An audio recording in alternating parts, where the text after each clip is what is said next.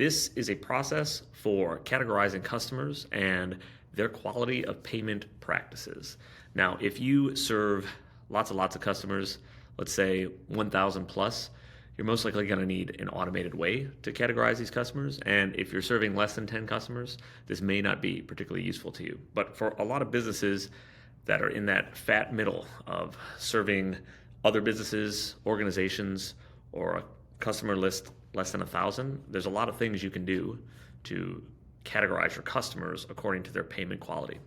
And one of the things I like to emphasize on this show is very simple processes, simple systems, and ultimately trying to get down to 1 to 2 pages to describe what exactly we're trying to do here.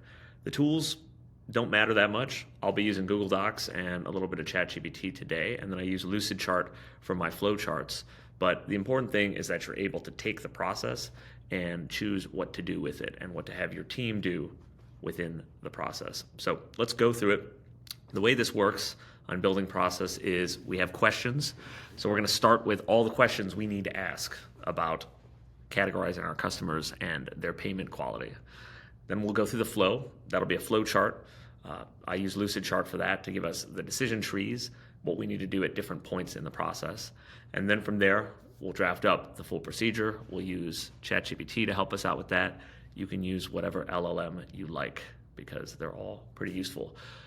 If you prefer listening to this on audio, then I'll have all the visualizations in the show notes. And then there's also the screencast version on YouTube, which you can check out if you're a bit more visual. But I do intend this to be useful to both audiences. So if you listen on audio like I often do, then you should still be able to get quite a bit out of this.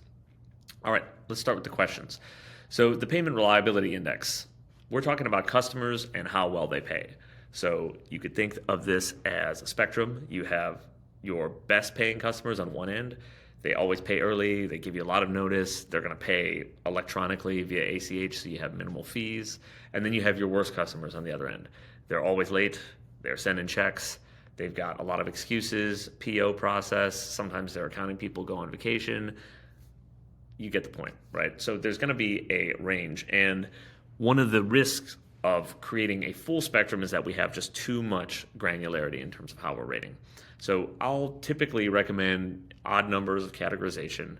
3 is what I really like. Sometimes if you need a little more granularity, 5 and maybe 7 in some cases. But I think we can actually use 3 tiers for payments. And we'll just call these green, yellow, red, right? So your greens are your good customers, largely in that top 20% of correct behaviors. Your yellows, slightly fatter middle. You got to chase them down a little bit, but not too hard to deal with in the end. And then your reds are really your problematic customers, the customers who every year risk cancellation or risk some kind of collections because they're not willing to pay on time. And that's kind of the way I'm thinking about these things. So for questions, what I often do is describe the process to ChatGPT and have it generate me a list of starter questions, and then we'll fill them out. So what I'm going to do is I'm going to pause here while we generate up that list. We'll take a look at the list, and then I'll add some questions to it. Now, in this show, the processes we build are always made to be handed off to another member of your team. And the goal here is to get to the point where you're working on your business, not in your business. And that means building out processes that are robust. And why I think it's important to start with questions is because the questions will help us understand the full surface area that we need to cover in the actual procedure. So it's not just happy path. It's not just the basic case that always happens, but it's what about these edge cases? What about these exceptions to the rule? So here's the prompt I've given ChatGPT. I am building a process for something called a payment reliability index. The idea is to rate customers in 1 of 3 categories, green, yellow, red, for their quality of payment on whatever recurring cycle they work with the business. Before building out the flow, I would like your help generating 20 questions I should be asking about customers as I categorize them. This will help me figure out all the edge cases in the flow chart. All right, so we're going to have ChatGPT generate those up, and we'll see what it comes up with. And I'm going to go through the ones that they have and tell you which ones I think are good and useful for our case. So there's basic timeliness questions. How often does the customer pay on or before the due date? When late? How many days past due is the average payment? What is the longest delay the customer's had in its payment? So I think this gives us a sense of the timeliness and where we want to set our average delays outside of special exceptions as being in the tiers. So, people who pay earlier on time can get in a green based on their delay timeline. People who are sometimes late, within the week or so, is probably in the yellow range. And then people who are consistently late have these problems are most likely in the red range. Consistency. Does the customer consistently pay the full invoice amount? Have there been partial payments, and if so, how frequently? Has the customer disputed charges, and how often? Some of this is a bit more of a feel. It's a little harder to quantify, but the sense of if I'm going to have a fight with this customer every year, I know that they're probably in that red category. Recurrence and cycle stability. Does the customer's payment cycle align consistently with your agreed schedule? Has the customer changed their payment terms or schedule in the past year? These often have to do with how contentious the customer is. So are they disputing things constantly? Are they constantly having to change them? Communication responsiveness. How quickly does the customer respond to payment reminders? Do they proactively communicate about delays or issues? Are they generally responsive to finance team outreach? Once again, this is going to be a self-reported thing from your team. So if you have a CRM or some kind of system where you're logging notes about a customer, it's good to just keep a history of, yep, got another payment dispute with them, have another payment issue going on with this customer. Transaction and method reliability. Are payments made through reliable and trackable methods such as ACH versus checks? Have there been failed transactions or return payments? That would be bounce checks or ACHs that they end up reversing. Relationship and contract history. How long has the customer been working with the business? Has the account ever been placed on hold for non-payment? Has legal or collections involvement ever been necessary? Once these things start to happen, you're getting into red territory. Those last two. Risk and external indicators. Has the customer's financial stability changed recently?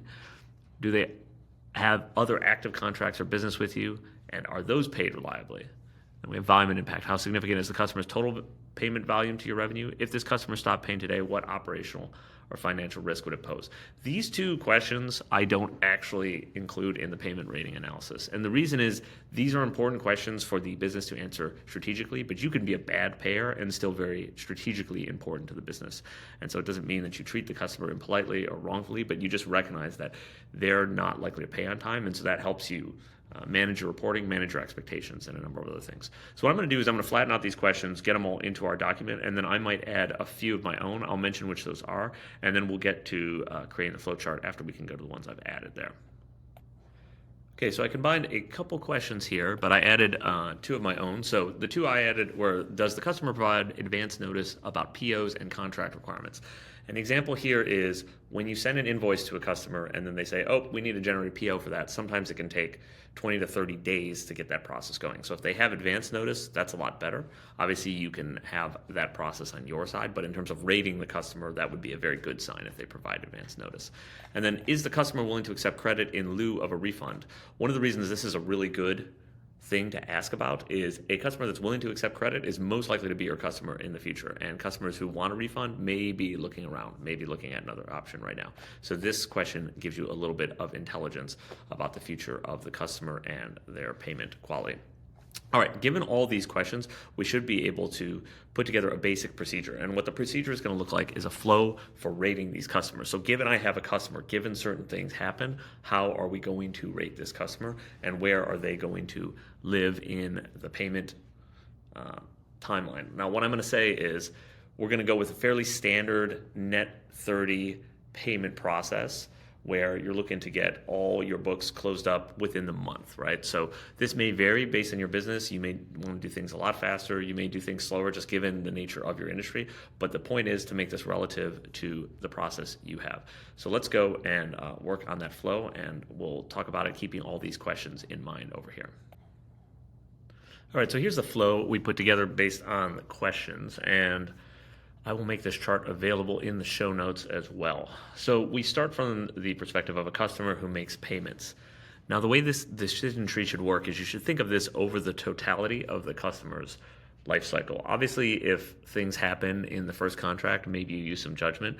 But if they've been doing this behavior consistently for 3, 4, 5 years, then you'll be pretty certain where you want to put them. But this is the guidance you want to give your team. So the way I'm thinking about this is a customer who pays by the due date, they're on the straight and narrow. But if they still pay within 15 days, if you're on a net 30 cycle, that's not too bad in terms of what it does to your cash. So I put them into yellow and maybe see if I can nudge them up. And if they're really not consistently paying within that timeline, then they go to red. Paying full amount, I move them over to yellow if they don't. And a part of this is because usually that's negotiated as some kind of thing where you know when the next payment's coming. If they really just have a problem of almost entirely ignoring the invoice amount, then you probably would, by judgment, put them in the red, but that's a rarer case, I would say. Electronic payment, this is pretty much everything you'd want them to do in a modern system. Checks are aggravating, but there are ways you can get around them, and I don't think a check in and of itself makes for a red customer. We have check-paying customers that pay on time and have a lot of the other stuff working out for them too. So consistent communication is the next one, and I have a mid-tier for necessary communication. Means they will communicate if you say, send them enough emails or make enough phone calls. This is not ideal, but it still puts them in the yellow camp. And if they're really just not communicating, then they're most likely going towards red. And then major disputes I put in red. Now, these are not the kind of disputes where you're actually trying to work something out with them in good faith. This is the kind where they're clearly just in violation of payment terms. So this one just immediately goes to red. And if they can pass all these, they're green. You might want to put some of the check payers in green, depending on how well they do. But this is the kind of flow I would look at. So really thinking about this top tier of really 5 questions that I have to determine if you're a green customer. And then beyond that, those second order effects of those questions will determine whether or not you're yellow or red in the system we have. So this is what we intend to implement as the SOP. And so what we're going to do is take this and we're going to see how far ChatGPT can get with this flowchart to see if it can develop the SOP for us. And then from there, we'll tweak it before we finalize the SOP for the Payment Reliability Index. So now I'm exporting a cropped PDF, which will make it so that ChatGPT can still read the text inside of here. Whether or not it has image recognition, it will still be able to read the text inside the PDF itself.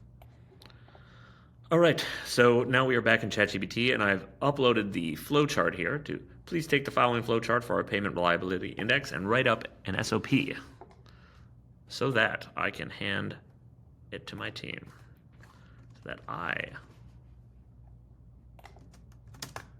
can hand it to my team dealing with customer payments and their reliability ratings. Missed a couple words in there. So full prompt is, please take the following flowchart for our Payment Reliability Index and write up an SOP so that I can hand it to my team dealing with customer payments and their reliability ratings. All right, let's see what it comes up with. So this is pretty nice. This is a fairly typical style that I write up SOPs in.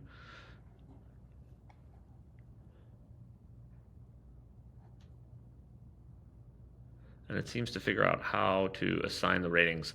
I might just tighten this up for, a little bit of wordiness, which you often get with the LLMs, but for the most part, I like the direction this is going. So what I'm gonna do is I'm gonna put this into our SOP section, and then I'm gonna make a couple edits and tell you just what I decided to change here. All right, so I was able to get ChatGPT to give me a quick reference checklist that allows the team to do step-by-step evaluation, which I kind of liked. So just answer these questions and determine where it's going to go exactly in the flow. I may, if I was writing this out for my own team, include some explanation about why we're making some of the decisions we're making, but this is just a good procedure to have if you have a team that's fairly mechanized in terms of what they're doing. And so let's take a look. I copied it right over in here. So in the final document, we've now got all of our questions, the things we want to ask about payment reliability. We've got our flow, which is flow chart. The most important thing, the most useful thing for me to really start to think out visually where these things are going to live. And then our procedure here, our step-by-step evaluation, where we ask the question first, payment timeliness. Did they pay on or before the due date? Second, did they pay to completion? Third, what was their payment method? Was it an electronic method? Was it a check?